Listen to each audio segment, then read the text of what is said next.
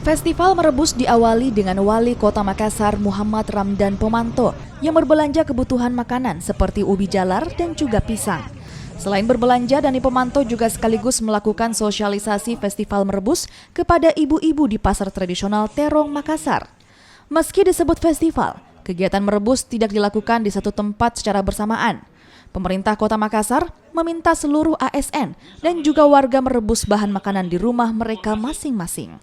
Langkah ini sebagai ajakan untuk mengurangi penggunaan minyak goreng dan juga hidup sehat.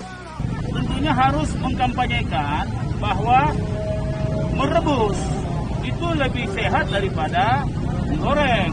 Maka membiasakan kebiasaan lama kita, itu kebiasaan lama sebenarnya, dengan merebus. Nah, inilah yang digagas oleh pemerintah Kota Makassar dengan gagasan Makassar sehat dengan rebus.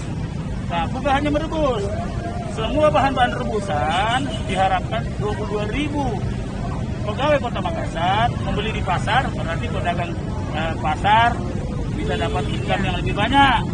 Kemudian membagi kepada seluruh tetangganya, berarti silaturahmi terjamin.